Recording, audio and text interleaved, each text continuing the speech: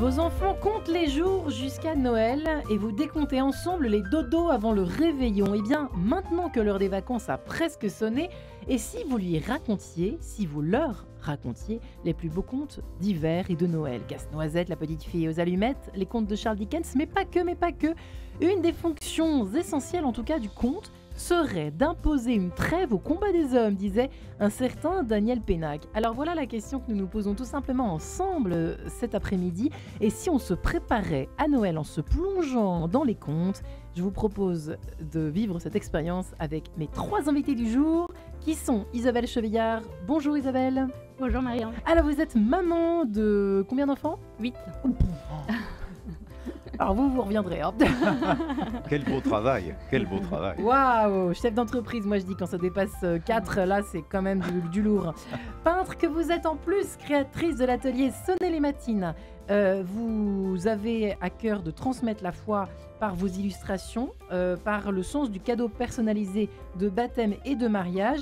Et donc vous venez ici accompagné de votre ouvrage qui est magnifique, le fabuleux recueil de Noël aux éditions de l'Emmanuel. Il faut dire qu'on le disait juste avant de rentrer dans ce studio, les contes sont à la mode, on peut dire que c'est vraiment tendance cette année, il en pleut, mais nous avons choisi la crème de la crème, chers amis, et oui. En face de vous, Blanche Collange. Bonjour Blanche. Bonjour. Ravie de vous recevoir dans ce studio d'être là, de Radio Notre-Dame ainsi que sur RCF, vous qui êtes professeur-auteur, et de votre côté vous avez publié un grand livre qui pèse très lourd mais qui vaut la peine, 24 contes autour de la crèche publiés chez MAM. Et enfin, the best, but not the least, the last pas the best, qu'est-ce que je raconte? Je vais voir, sinon je vais être punie par les autres. Vincent Fernandel, bonjour Vincent. Marianne, je vous remercie déjà de m'inviter à chaque fin d'année, c'est mon cadeau de Noël en avance. Ça fait combien d'années que vous venez ici? Ça doit faire 25 ans environ, je pense. Merci, la première fois, j'avais la sucette et le hochet, vous voyez. Non, oui, c'est vrai ça, c'est pas moi. Je vous remercie Marianne, c'est la première fois qu'on me présente en anglais. C'est vrai que c'est curieux. Alors là, je passe un stade dans la renommée internationale, n'est-ce pas? Vincent Fernandel, qu'aurait dit votre grand-père, Vincent Fernandel? Quelle horreur. Sur l'anglais, oui. Il pouvait rien dire, il en parlait pas un mot, le pauvre. Et le chic anglais, il en parlait peut-être? Le chic anglais, avec l'accent de Marseille. Et oui, avec l'accent de Marseille. En tout cas, vous êtes toujours producteur-éditeur musical dans le livre CD, Marcel Pagnol, lu par Vincent Fernandel. Voilà, c'est votre dernier livre aux éditions Fleurus. Oui. Et oui, les si belles éditions Fleurus. Alors, expliquons rapidement. Donc, il y a des extraits de La gloire de mon père. On entend déjà les cigales, rien d'y penser, Le château de ma mère et Le temps des secrets, lu par vous directement et illustré par Gérard Guerlet. C'est des charmantes illustrations. De toute façon, dans les 3 livres, je trouve que les illustrations sont magnifiques. Voilà, et donc ça s'adresse évidemment aux enfants à partir de, je sais pas, 3 ans, 2 ans. Peut-être pas de 7-8 ans quand même. 7-8 ans, faut qu'ils pour les lire, qu'ils lisent eux-mêmes. Oui, ne serait-ce que pour la compréhension de certains passages c'est également. Vrai, voilà. On est d'accord. Voilà. Y a la langue sinon qu'on peut faire écouter à nos enfants. En tout cas, il y a un livre, un CD, c'est ça que je voulais dire, c'est accompagné d'un CD. On peut toujours écouter des CD, ça existe encore, oui, mesdames et messieurs. Absolument. Le CD n'est pas mort en 2023. Elvis Presley non plus n'est pas mort. Vous savez, c'est légende qui s'instaure. Non plus d'ailleurs. Non, enfin, c'est vrai, on l'a encore croisé il y a quelques temps au métro Edgar Quinet, à côté de votre station. D'ailleurs, il va très bien. Comme quoi, nous sommes pas fous, nous sommes bien dans quête de sens. Ne vous en faites pas et nous nous rapprochons à grands pas de Noël. Nous ferons lire évidemment en direct certains extraits par Vincent Fernandel lui-même, puisqu'on a la chance de l'avoir avec nous aujourd'hui. Mesdames et messieurs, finalement, d'où vient cette tendance à votre avis? C'est drôle, franchement, on s'éloigne, on a l'impression qu'on s'éloigne de plus en plus de Noël. On l'a évoqué dans cette émission il y a quelques temps, les crèches, on n'a plus le droit, les sapins, on n'a plus le droit, j'entends dans les villes. Bon alors il reste les contes. Comment vous analysez ça rapidement, ce début d'émission, en faisant un tour de table, Isabelle? Vous avez une idée sur la question? Pourquoi est-ce que ça cartonne les contes de Noël, hein? Je pense que oui, la période de Noël, c'est quand même une période propice à l'émerveillement, malgré tout. Quand même, je pense, oui. Que l'on croit ou pas au Messie. Que l'on croit ou pas, on était au spectacle de Noël des enfants la semaine dernière et ils ont joué un petit conte. Les 8 Non, les petits derniers. Ils ont joué un petit conte de Noël et derrière, on entendait la conversation de gens pas spécialement près de l'église, croyants ou autres, qui disaient ils nous le ressortent chaque année, mais c'est quand même un beau message. Et je me dis, voilà, je pense que les gens sont quand même touchés par quelque chose d'un peu plus grand qui les dépasse. à l'approche de Noël, Ouais. et que le conte est quand même une bonne manière de véhiculer ça. Ouais. Vincent, comment c'est vous? Vous savez, vous parliez effectivement du fait que maintenant, lorsqu'on s'approche des fêtes, on ne peut plus dire les fêtes de Noël, il faut dire les fêtes de fin C'est d'année. vrai. Nouvel C'est élément vrai. de langage. Merry Euh, Christmas en anglais, c'est tout. Voilà, les crèches sont maintenant totalement prises à partie pour leur dimension religieuse, alors que il faut quand même savoir que les crèches, au-delà de leur dimension chrétienne, sont aussi des œuvres d'art qui dépassent l'aspect religieux et qui s'inscrivent aussi dans une tradition et un artisanat français. Et là, on va aborder, mais ce n'est pas le thème du tout, et je ne suis pas spécialiste, le thème finalement de la laïcité. C'est-à-dire que est-ce que la laïcité sur le papier, légale, et ainsi qui est inscrite dans la loi et la Constitution, est-ce qu'elle peut marcher, cette laïcité?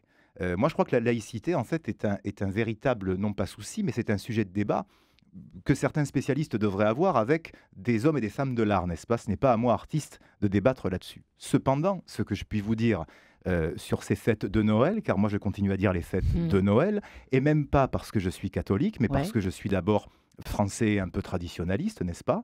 Comme beaucoup, ce que je constate, c'est qu'effectivement, ces fêtes de Noël et tous les éléments et les fêtes, les organisations de manifestations qui vont autour, réjouissent les gens. Car il ne faut pas oublier une chose, ma chère Marie-Ange, c'est que la petite poignée d'arbitres des élégances et des non-élégances qui sont donc les envoyés, les émissaires de l'État ou des médias, c'est en fait, et qu'on entend tout le temps, c'est en fait une minorité qui a un rayonnement extraordinaire, tentaculaire, alors qu'en fait, ces gens-là ne sont pas si nombreux. Car quand vous vous déplacez sur le territoire, ce qui est mon cas, parce que j'ai la chance de faire beaucoup de dédicaces avec mes ouvrages pour les enfants, vous voyez que les gens, quelle que soit, et je le dis, quelle que soit leur obédience religieuse, sont attachés aux traditions françaises, Ouais. dont les fêtes de Font Noël. partie. Par Ouais. conséquent, la division qui est en train d'être instaurée, enfin en tout cas qu'on tente d'instaurer dans la tête des Français, quelle que soit leur confession, encore une fois, marche lorsqu'on allume la télévision peut-être, mais dès lors qu'on l'éteint et qu'on sort, on voit que tout ça, c'est le miroir aux alouettes, quoi. Ouais. Donc Et ça, que il faut le les- dire. Et que les bougies s'allument dans les foyers. Mais bien voilà, évidemment. Et voilà, quand la télé, la lumière de la télévision s'éteint, Et enfin. si, Voilà. si je puis Oui. dire aussi, j'ajoute ça, c'est que on ne rassemble pas les gens en les divisant. Hein. C'est un peu une lapalissade, ce que je vais vous dire. Mais on tente de nous faire croire actuellement que chacun chez soi, personne ne partage ses différences culturelles et tout ira bien. Je crois que la preuve en est donnée que tout va très mal à cause de ça. C'est pour ça qu'encore une fois, la fête de Noël, pour moi, c'est au-delà de la dimension catholique et chrétienne. Ouais. C'est un Et moment de d'ailleurs, réunion. Voilà. Qu'en pensez-vous Blanche Collange, justement, est-ce que, peut-être, alors vous n'êtes pas devins les uns les autres, ni prophètes, mais est-ce que cette année, il y aura, on sent, moi j'ai l'impression qu'il y a quelque chose de particulier cette année. J'ai l'impression que les gens ont besoin de retrouver un peu une certaine forme de magie de Noël. Les sapins, j'ai l'impression qu'ils sont préparés plus tôt que d'habitude, les crèches aussi, pour ceux qui y sont attachés. Qu'est-ce que vous en avez perçu les unes les autres, et vous de votre côté, qui vous intéressez à Noël quand même? Autour de Noël, il y a quand même cet immense mystère d'amour que tout le monde peut Plus fort que tout. ressentir quelque part, Ouais. parce qu'il y a un message universel qui est porté par ça. Et je crois que du coup, dans les contes, il y a cette expérience qui est possible d'être touché par quelque chose qui est vrai, qui est bon, qui est Ouais. beau. Et c'est une expérience singulière, parce qu'on rentre vraiment dans l'histoire, sans la mettre à distance et en se laissant toucher. Et je pense que les gens sont réceptifs à ça. On a tous en nous encore une part d'enfance, une part d'émerveillement qui va pouvoir saisir quelque chose. Et je pense qu'autour de Noël, il y a ça, il y a un peu cet éveil de cette part d'enfance en nous qui sait s'émerveiller, qui réapprend à regarder, à écouter. Et notamment à travers ces contes qui datent. C'est vrai que c'est fou parce que c'est. Alors j'ai parlé de second côté tous, mais il y en a bien d'autres évidemment. Et vous êtes là pour les exhumer, pour les déterrer justement, pour les dégoter à droite à gauche. Alors mesdames, vous de votre côté en tout cas, Isabelle Chevillard également. C'est vrai que c'est infini la magie de Noël finalement à travers tous ces contes. Alors parfois c'est vrai que c'est des, comme disait Kafka, j'avais retrouvé cette phrase, il n'existe que des contes de fées sanglants. Tout conte de fées est issu des profondeurs du sang et de la peur. Alors, sans aller jusque-là, les contes de Noël, il y a des choses tristes. En tout cas, tout ce qui est Dickens, etc., c'est des scènes très réelles, très réalistes, de scènes de la vie de tous les jours, de la triste réalité, qui se terminent plus ou moins bien, mais par une forme de magie ou de happy end, parce que c'est la magie de Noël qui opère. Mais en réalité, c'est en fait assez réaliste, finalement, le conte de Noël en particulier. Hein? Oui, je pense que grâce au conte, on a un champ des possibles qui est assez large. C'est-à-dire qu'on peut faire parler des animaux, on peut faire se disputer des fleurs entre elles. J'adore, c'est magique. Voilà. Et pourquoi les fleurs ne se disputent pas vraiment entre elles? Ah si, moi je pense que les fleurs se disputent. Ah oui, parce que sinon, entre ça veut dire le que j'entends des voix sur mon coquelicot, balcon entre les géraniums. Alors, et la pâquerette. vous me rassurez. Et je pense que ça permet de créer une juste distance en fait par rapport à la vie, par rapport à ce que peuvent ressentir les enfants, parce que là on parle des enfants mais aussi les adultes. Et voilà, on peut comme ça s'identifier à des personnages imaginaires. Ouais, donc c'est l'objectif de cet ouvrage, donc le fabuleux recueil de Noël, je crois que j'ai oublié de le préciser en ce début d'émission, pardonnez-moi, aux éditions de l'Emmanuel Jeunesse, je précise. Alors c'est magnifique en fait. Oh, ils sont tous magnifiques, je suis désolée.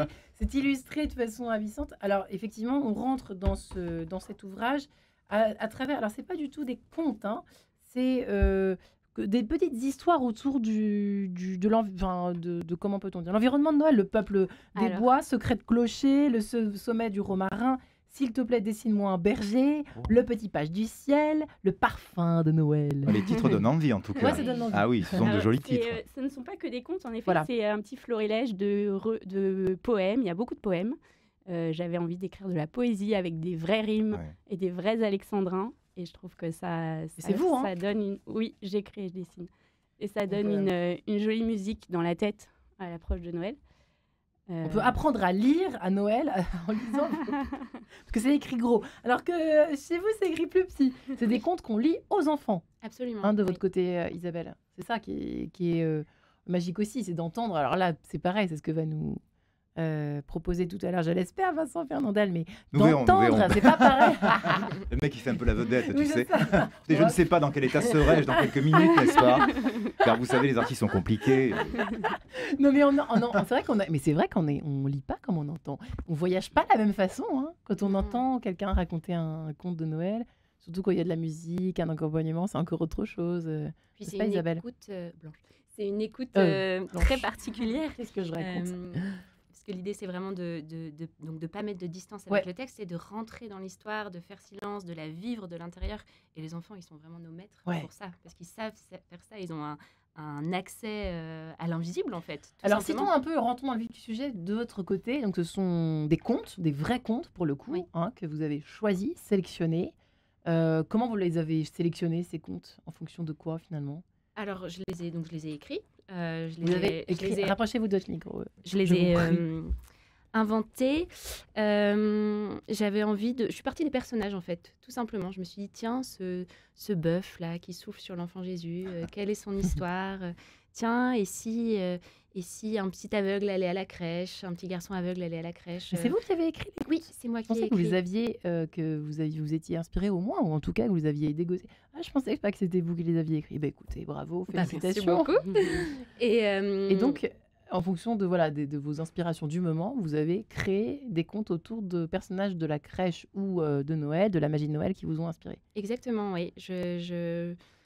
L'inspiration, en fait, c'est un petit peu difficile à expliquer, mais ce que je vois après quand je relis ce que j'ai écrit, c'est toujours ce même schéma de un personnage qui est là tel qu'il est, avec ses forces, ses faiblesses, etc. Et l'action de Dieu qui arrive d'une manière totalement inattendue. Voilà. Et comment, par l'autre, par un chant, par plein de choses différentes. Et en réfléchissant à ça, je me suis dit, mais en fait, c'est Noël. C'est Jésus qui arrive dans la paille de la crèche, tout pauvre, tout petit. C'est inattendu. Voilà. Eh bien, merci infiniment pour ce première petite mise en bouche, si je peux dire. Avant Noël, il n'est pas trop tard. Puisque c'est vrai que l'heure des vacances a presque sonné. Je disais ça en introduction, c'est demain, si je ne me trompe pas, demain soir. Donc attention, il va falloir s'occuper et occuper les enfants, et notamment à travers, pour les calmer peut-être le soir, je ne sais pas, il n'y a pas d'heure pour lire des contes On d'enfants. sent la mère de famille qui sait qu'elle n'aura pas vraiment de vacances. Ouais, c'est ça qui Voilà. est très inquiète. Sur le derniers papier, jours, elle en là, a, de crèche, mais dans le attention. vrai, voilà. On viendra vous aider, Marie, on se Ouais. relaiera, n'est-ce pas C'est vrai, à lire des contes Avec au ces coin, dames, au coin voilà. du feu, n'est-ce Voilà. pas? Il n'y a pas d'heure pour lire un conte, Vincent? Alors, il vaut Fernandel. mieux quand même le lire à des heures raisonnables pour que le petit puisse aller au lit tôt, n'est-ce Ouais. pas Après, les adultes Ça font reste ce le qu'ils soir, veulent. hein, Ah quand oui, même, ça hein. reste le soir quand même, Je le trouve. conte. Oui, oui. Ouais. Mais à la fois, je vais vous dire, c'est un petit peu comme une bonne charcuterie. On peut aussi l'attaquer dès 10 heures du matin, vous voyez, quand Bah, on est un écoutez. peu vaillant, vous voyez. Non, mais c'est vrai que le conte, je crois que le conte, c'est le soir, parce que c'est le moment de l'apaisement. C'est le moment, comme disait très bien Jean-Claude Izzo, qui Ouais. est un auteur marseillais formidable, il écrivait « La nuit, le monde nous oublie ». Voilà, moi j'aime Le beaucoup cette monde phrase. nous oublie. Oui, j'aime beaucoup cette Beau. phrase, car j'aime beaucoup que le monde m'oublie et moi-même de l'oublier aussi, voyez-vous. Mais c'est vrai que le moment du conte, alors si on a une cheminée, tant mieux, mais aujourd'hui, vu le prix des loyers à Paris, hein, on a plutôt un radiateur électrique. Mais même si on a un radiateur électrique, si on est ensemble et qu'on s'aime, vous parliez de l'amour, madame, et vous avez raison, c'est vrai que le moment du conte, le soir, quand la ville s'endort, quand les soucis aussi commencent à se disperser, c'est un moment de retrouvailles. Et vous savez, d'ailleurs, c'est comme se raconter sa journée quand on rentre à la maison et qu'on retrouve l'être qu'on aime. Alors c'est vrai que les journées peuvent être parfois un peu moins merveilleuses qu'un conte, mais si on y met le ton et un peu de faconde, on peut transformer une journée tout à fait classique en moment de bravoure, vous voyez. Je De crois que bravoure. Le chevaleresque Vincent Fernandel. Exactement, je prends le métro, je vous fais 3 tomes, l'Iliade et l'Odyssée, voyez-vous. Non, mais c'est vrai, il y a une confidentialité dans le conte, je crois. Et c'est pour ça aussi qu'en tant qu'interprète, moi j'essaye toujours, quand j'enregistre, de me dire, je m'adresse à une seule personne. Voilà, une seule personne qui me tendrait l'oreille, qui n'est pas loin de moi, pour pas hurler, parce que déjà dans le monde, il y a assez de bruit comme ça, et pour vraiment dire, voilà, viens, écoute, on est tout à côté, le feu crépite, il fait bon, et puis voilà, on se raconte les choses. Voilà, Ah, je voulais mettre un feu qui crépitait, mais ça a été. J'ai oublié. réduction On de aurait pu budget, faire. Marie-Ange. Ah bah c'est ça. Avant, Radio Notre-Dame, il y avait des chœurs d'enfants avec les croix de bois Ah bah dans le attendez. studio, à la grande époque. C'est presque Maintenant, il y a vrai même, en plus. il y a même plus l'orgue avant. Il Il n'y a plus était rien. là dans le Il studio. y a la voix de Vincent et d'Isabelle Chevillard et de Blanche Collange, voyez-vous. Nous, on rentre encore C'est dans le déjà budget, pas mal. mesdames. Vous voyez, on ça rentre dans va. le budget Ça va. tout juste, mais ça va, ça passe. Si on se préparait à Noël tout simplement en se plongeant dans les contes de Noël, Vincent Fernandel est avec nous. Alors, pour ceux qui ne nous connaissent pas, pardon, puisque nos auditeurs d'RCF nous découvrent seulement depuis la rentrée de septembre, Vincent Fernandel, donc vous êtes le petit-fils du vrai Fernandel, au cas où certains auditeurs en douteraient encore, hein, même s'il y a des airs de famille côté voix et côté bobine. C'est bien, ça, côté voix, côté bobine. Bah écoutez, Ça pourrait être le titre d'une biographie ou d'un livre, j'aime bien. mais voilà, donc pour préciser, eh bien moi je vous propose tout simplement J'avais un de papa rentrer aussi, dans le je vif le du dis. sujet. Je le dis à Un chaque fois. papa. J'avais un papa quand même, qui s'appelait Franck Fernandel aussi. Qu'est-ce Bon, qu'il faisait déjà votre papa? il était chanteur. Il était chanteur. Il était chanteur. D'ailleurs, j'en profite parce que, vu que je suis sur votre antenne, un peu de promotion familiale ne fait jamais de mal. Dès le 12 janvier, sur toutes les plateformes, vont ressortir des succès de mon père, de ses chansons, voilà, en tant que producteur, que j'ai réacquis, que j'ai racheté, et qui C'est vont magnifique, sortir hein. voilà, dans une très belle réédition remasterisée. Vous voilà, faites la pour, promo du papa et du grand-père, c'est génial. non, mais je vais vous dire, je suis devenu producteur de mon père à titre posthume, figurez-vous. Ah c'est ça. Absolument, parce que mon père est mort depuis une douzaine d'années. Et en fait, j'ai réacquis beaucoup de ces titres que les gens me réclamaient et qu'ils ne trouvaient plus pour justement les remasteriser, les remettre au goût du jour et les reproposer. Dans Alors, le désir de transmission, toujours. Voilà. Ouais. Eh bien écoutez, je vais vous demander alors les unes les autres, les uns les autres, eh bien si vous le souhaitez, hein, de lire un peu votre petit conte chouchou ou de nous raconter l'histoire. Votre de conte chouchou. C'est mignon, votre conte chouchou. Vous avez la Et formule. de lire votre... ouais, bof. En tout cas, de nous faire partager votre histoire. Alors vous, je sais pas, ça va être difficile de choisir, j'imagine, pour Vous vous. savez, moi, je Vincent, hein. commence toujours par le début, Marie-Ange. Je trouve que c'est le mieux. Parce que quand on prend un Linky extrait Bits. isolé du reste. Ouais, Ouais. exactement. Exactement. Alors lequel? Écoutez, on va commencer par la gloire de mon Ah, père, vu que c'est le merveilleux. premier. hein. Allez-y, nous vous écoutons. Bon, vous m'arrêtez une fois que le timing est D'accord, dépassé, naturellement. promis. hein. Vous faites ça, Il n'y a pas Marie-Ange. les cigales, c'est dommage, Voilà. mais c'est Vous pas êtes grave. 3, vous pourriez faire un effort. hein, C'est vrai que je sais c'est- pas. Donc c'est un extrait de la gloire de mon père. Un beau soir du mois d'avril, je rentrais de l'école avec mon père et Paul.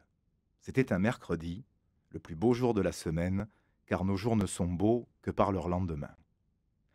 Tout en marchant le long du trottoir de la rue Tivoli, mon père me dit « Crapaud, j'aurai besoin de toi demain matin. » « Pourquoi faire ? » ?»« Tu le verras bien.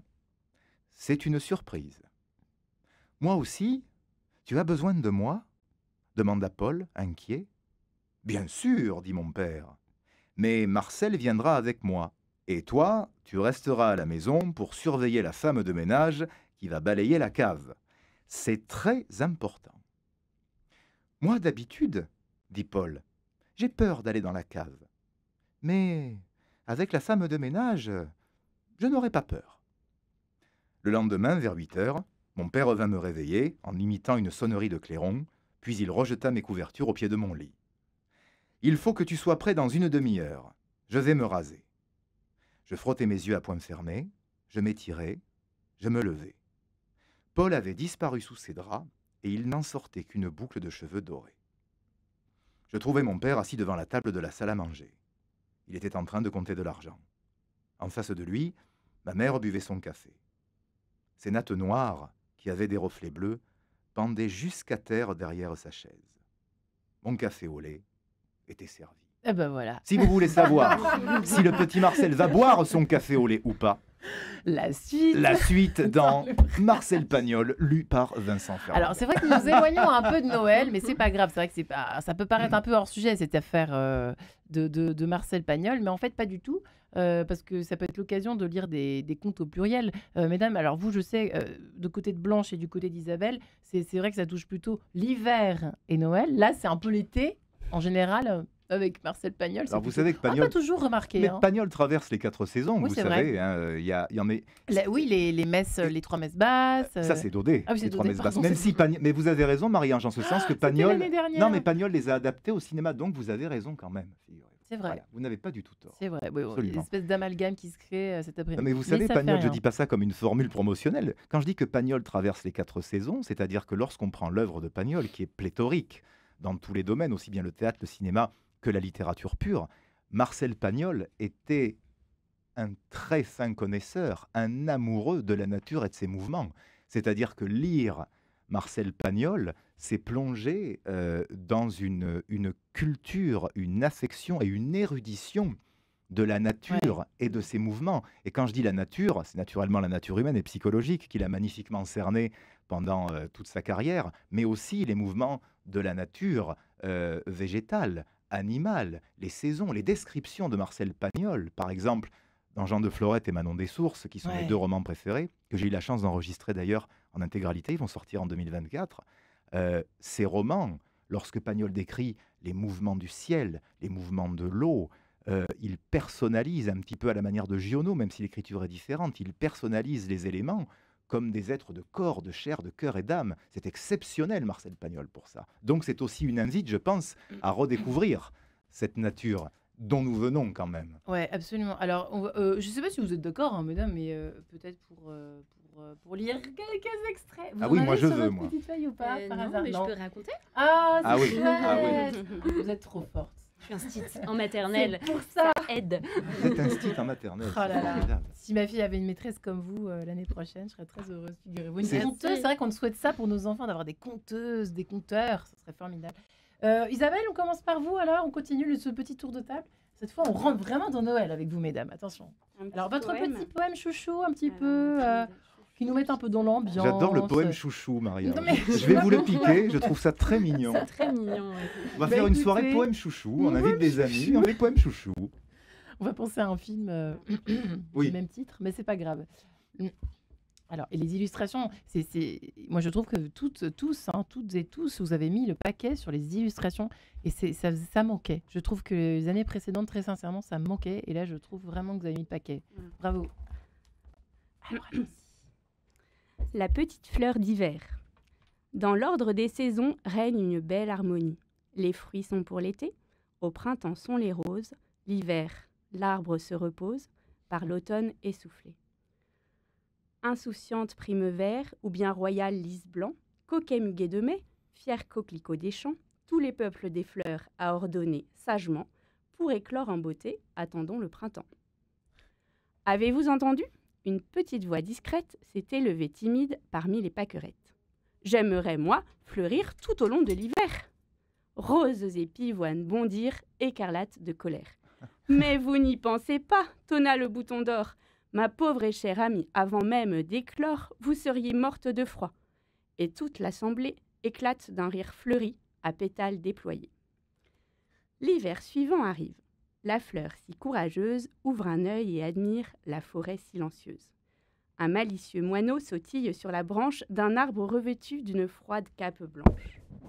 « Suis-moi » gazouille-t-il, s'envolant vers la plaine. S'arrêtant, il se pose sur la branche d'un chêne, désignant de son aile une douce lumière. La fleur, émerveillée, murmure cette prière. « Permettez-moi, mon Dieu, de fleurir maintenant. Mes 3 clochettes blanches amuseront l'enfant.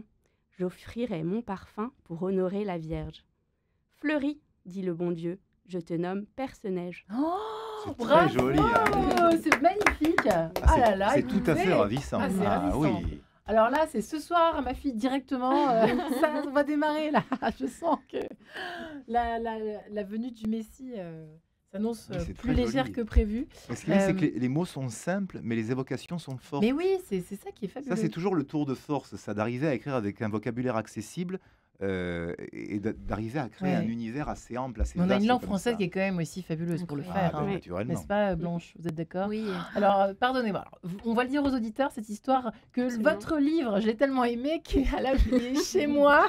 Je suis À la ravie table qu'il basse. soit utilisé, raconté. Ma fille l'a à déjà votre fille. torturé 1000 fois, donc il sert, mais du coup, il n'est pas ici, donc je suis Mais c'est désolée. preuve de succès. Moi, je c'est suis preuve pour la de succès. vérité. Ouais, exactement. Voilà pourquoi il n'est pas devant moi là dans ce studio, chère Blanche Collange. Mais vous avez une mémoire extraordinaire et donc vous allez pouvoir nous raconter votre conte chouchou à vous. Absolument. Alors, Allons-y. Donc, je vais vous raconter l'histoire de Diego, un petit angelot, qui est tout seul dans le ciel sur son nuage. Il est très triste. Il fait partie du chœur céleste, mais il est très timide. Et à chaque fois que le chœur céleste donne un concert, sa gorge se noue et il n'arrive pas à chanter. Et voilà, il est là, tout seul. Il fredonne une petite berceuse qu'il a entendue, une maman qui berçait son enfant à l'heure de la sieste. Et l'archange Gabriel passe par là et lui dit mais c'est une très jolie berceuse, Diego. Est-ce que tu voudrais la chanter? C'est la nuit de Noël bientôt, le Sauveur va venir. Et Diego, il répond ma petite berceuse, elle va intéresser personne. Le roi de l'univers qui vient. Et l'archange Gabriel lui dit mais tu te trompes, Diego. Il y aura un sauveur à acclamer, mais aussi un petit bébé à bercer. Alors Diego a peur, mais il dit d'accord, il est prêt, il se prépare, il s'entraîne à chanter, et puis arrive la nuit de Noël. Le chœur céleste chante, et puis l'archange Gabriel, à la crèche, fait signe à Diego de s'approcher. Alors Diego s'approche tout tremblant, et l'enfant Jésus pose son regard sur Diego. C'est un regard qui est plein de douceur. Et Diego, il se sent immensément aimé. Il voit plus que les yeux de Jésus. Il n'a plus peur de rien. Et sa voix s'élève dans le silence. Et il berce l'enfant Jésus. Alors je vous donne les paroles. Petit enfant, ferme les yeux. C'est blotti dans la main de Dieu que tu trouveras le sommeil. Petit enfant, petit trésor, Dieu comble son bien-aimé quand il dort. Ferme les yeux, ton Seigneur veille. Et dans la sainte nuit de Noël, bercé par le chant du petit angelot, l'enfant Jésus s'endort. Oh, c'est trop beau. Ah J'ai envie de oui. pleurer, c'est trop magnifique. Merci beaucoup. Vous avez une mémoire incroyable, hein. Bravo. Franchement. Vos élèves doivent être ravis parce que c'est vrai que. Vous l'avez raconté à vos élèves? Ouais. Certains Alors là, je suis ou pas en congé parental, donc j'ai pas pu la raconter à mes élèves. Mais c'est à faire. C'est à faire, oui. C'est magique. Tous les de anciens qui nous raconter, écoutaient, n'hésitez pas à raconter des Mais contes. oui. C'est vrai qu'on a tous été marqués par des maîtresses, j'en sais rien, ou et des histoires. des ouais. histoires qu'on nous Ouais, raconte en maternelle et même plus tard. Mais c'est vrai que c'est quelque chose de simple à faire, mais qui captive. Hein. Et les c'est enfants, incroyable littéralement. la manière dont ils vont recevoir l'histoire, les enfants. La manière dont les enfants vont recevoir l'histoire, ça nous dépasse en fait complètement. On voit les yeux qui brillent et voilà, ils ont chacun leur expérience de Ouais. l'histoire. Donc c'est trop beau de Et voir vous ça. leur demandez, quand on C'est leur juste- demande après, c'est chacun a retenu quelque chose de différent, Oui. qui est complètement Exactement. inopiné. Quoi. Et Faut parfois, qu'ils c'est soient- un petit détail de nulle part. Donc non, c'est très très beau. Faut être un métier magique. En même temps. Absolument, oui. Et si on se préparait un peu mieux à Noël en se plongeant dans les contes, justement? Alors, de Noël de préférence, mais on peut aussi faire un petit écart en se plongeant dans Marcel Pagnol, raconté par Vincent Fernandel dans un CD paru chez Fleurus. Je rappelle que mes 3 invités sont ici avec leur ouvrage, leur série de contes qui sont des inspirations pour Isabelle Chevillard et Blanche Collange. Isabelle Chevillard, juste un petit tour, un rappel, évidemment, le fabuleux recueil de Noël aux éditions de l'Emmanuel, et Blanche Collange, qui est maîtresse en maternelle, on peut le dire maintenant, et qui a écrit, institutrice, pardon, parce qu'on ne dit plus, chez MAM, 24 contes autour de la crèche, qui sont également une création. C'est vrai que je ne reviens pas que vous soyez aussi capable. Moi, je serais incapable d'écrire des contes comme cela, aussi en plus raffinés, aussi, enfin, qui nous font vraiment voyager et rêver, et qui font voyager nos enfants aussi. Y a-t-il un âge pour entendre ou lire des contes? Il me semble que non. On peut en lire et en entendre et aimer et savourer des contes de 7 à 77 ans et plus, ou pas, Isabelle? Vous vous régalez encore ou pas, vous? Alors oui, moi je me régale encore. C'est vrai? Et en ce moment, à la maison, on lit un conte qui a 24 chapitres et je les ai imprimés, chaque chapitre, et donc les enfants, les petits, ils ont une petite boîte aux lettres et chaque soir, je mets une petite enveloppe dans la boîte aux lettres et ils ouvrent et ils ont le chapitre du conte qu'on va lire le soir. C'est Waouh! merveilleux. Ça, c'est pour le les petits, rendez-vous! le rendez-vous. C'est Donc, extraordinaire. c'était le petit calendrier de l'Avent littéraire. Et en fait, c'est drôle parce que j'ai des ados de 12, 14 Ouais. qui traînent toujours un peu dans les parages à l'heure où on va lire le conte aux petits. Donc oui, je pense que vraiment, ça touche tous les âges. Ouais. Ils ont envie de savoir la suite, les grands. Et quels sont les contes qui fonctionnent bien pour les âges un peu plus difficiles, par exemple les ados? Ouais, alors Qu'est-ce là, qui moi, j'ai accroche choisi bien? un conte pour les petits. Donc finalement, ils sont contents d'entendre quelque Ouais. chose qui leur rappelle aussi. Ces contes, Ouais, qui on leur en parle? rappelle... Comment? quels sont-ils ces contes, Alors là, justement? j'ai trouvé un petit conte d'une autrice qui s'appelle Adeline Voisard et ça s'appelle Le merveilleux secret ou trésor de Grandpa. C'est trop mignon, ça se passe dans la forêt. C'est merveilleux, c'est très Saint-François. Voilà, François d'Assise. François d'Assise, voilà. Donc il y a toute une quête spirituelle dans une forêt avec des animaux qui parlent aussi. Enfin, tout ce que Ah, c'est pour ça que j'aime. vous nous parliez des Ah oui. dialogues entre les fleurs, Oui, maintenant les c'est ça animaux. aussi. Et en fait, je trouve que ça plaît à tous les âges. Enfin, moi aussi, j'aime bien avoir la suite parce que j'ai pas lu au final, je sais pas la fin. Je lis en même temps, je découvre en même temps que les enfants. Parce que pour se mettre dans la magie de Noël, moi j'ai découvert depuis que j'ai eu ma fille que c'était la crèche qui primait, mais en fait c'est une série de petits détails. C'est le sapin à décorer, la crèche à poser, je sais pas ce que vous en pensez, et les contes en fait.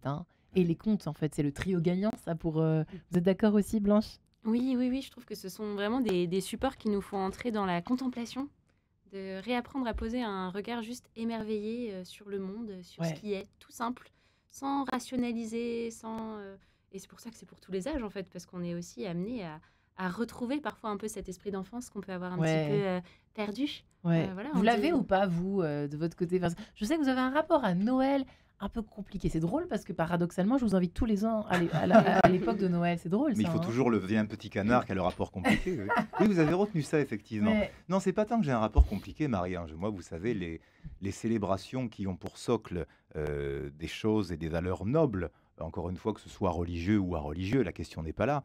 Moi, ça me fait toujours plaisir.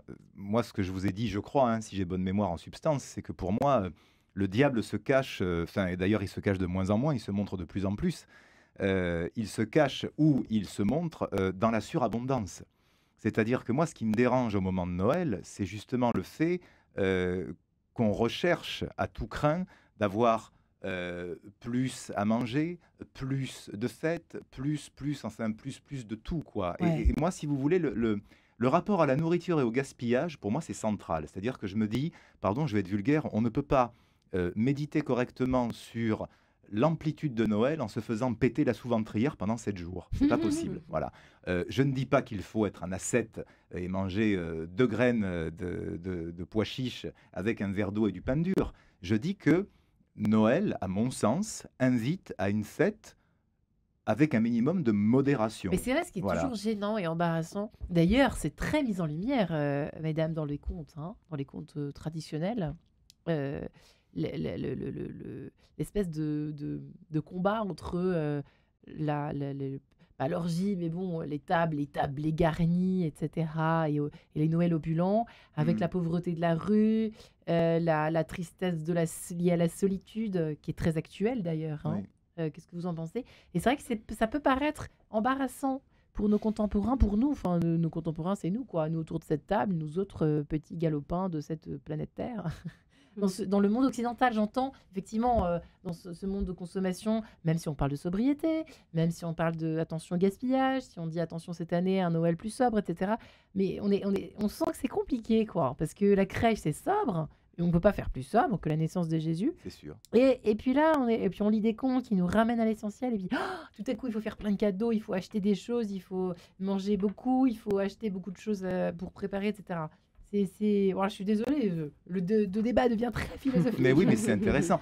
Si je puis me permettre, j'ai quand même envie de dire, gardons-nous de la démagogie. Et je dis ça aussi pour moi. C'est-à-dire que ce n'est pas parce que, malheureusement, il y a des gens qui ont moins de chance que nous, que automatiquement il faut faire Vous arrêtez de vivre, acte quoi. de contrition, comme dans Sous le soleil de Satan, en se mettant le gilet de crin, en se frappant dessus. Ouais. Ce que je veux dire, c'est que, moi je dirais ça différemment, c'est avoir ce qu'il faut, le nécessaire pour s'émerveiller de manière exceptionnelle. Ouais. Et Isabelle quand il y en a Chevy, trop, on s'émerveille pas. Voilà. Ouais, à C'est huit- garder Parce l'exception. que je suis désolée, je vous coupe pas du tout la chic. Mais vous avez raison, moi j'ai pas 8 enfants, moi je suis aussi très Voilà. intéressé de savoir comment ça se passe avec 8 passe enfants. Noël avec 8 enfants, ouais, effectivement. Un sandwich que- chacun terminé au lit. Voilà. Sobriété. Non. Un pois chiche et du pain dur trempé dans l'huile d'olive, non, quand même pas. Non, on va essayer de faire les choses bien. Mais c'est vrai que ça multiplie par 8 le nombre de cadeaux, etc. Et moi, j'ai un petit combat là-dessus aussi, parce que c'est un peu mon langage d'amour, les cadeaux. Donc évidemment, j'ai en même envie temps. de les gâter. C'est vraiment, il y a un paradoxe, en effet. Et voilà, pour retrouver cette simplicité et en tout cas essayer de la maintenir. Donc voilà, après, ils savent aussi, quand ils sont dans une famille nombreuse, qu'on ne peut pas dépenser des sommes folles pour chacun et Oui. que ça régule aussi d'une est-ce que certaine manière. Est-ce que finalement, une famille nombreuse n'est pas vecteur d'une prise de conscience plus vaste sur le fait qu'on ne peut pas tout avoir en quantité, car chacun doit avoir sa part, Ah oui, finalement. bah, c'est une école de générosité, oui. Ça, c'est On peut le dire, c'est ça, hein. magnifique, ça. On peut le dire ou pas, ça? Mm. Ouais. Oui, je crois que oui. Ouais. Une école, ça veut dire Ça, c'est beau. qu'on apprend. Donc, c'est pas inné. Mais je pense qu'ensuite, c'est un beau cadeau aussi pour la vie. Et ça se passe bien en général, le repas de Noël, tous les 8, 9, 10... Ah, il y en a peut-être des mariés là-dedans en plus. Alors non, Oh notre fille aînée est fiancée déjà. Ah. Mais pas encore mariée. Donc vous êtes encore à 10 à Noël? Oui. Enfin, Alors, sur les 8, il y a un petit bébé au ciel, donc on est en tout 9. Ah. Voilà. Mais oui, alors on se réjouit. Puis là, on vient de déménager. Donc nos 3 aînés sont partis faire leurs études, ou rester plutôt faire leurs études ici. Donc c'est la fête des retrouvailles déjà, Ouais. hein. Évidemment, les grands manquent aux petits. Ah, Et alors, les grands maman manquent aux petits. Vous êtes drôle, je pensais que vous alliez me dire manque à la maman. Pas du Non, tout. c'est tellement mignon. C'est trop mignon de dire ça. Et je suis sûre que les petits manquent aux grands aussi un peu.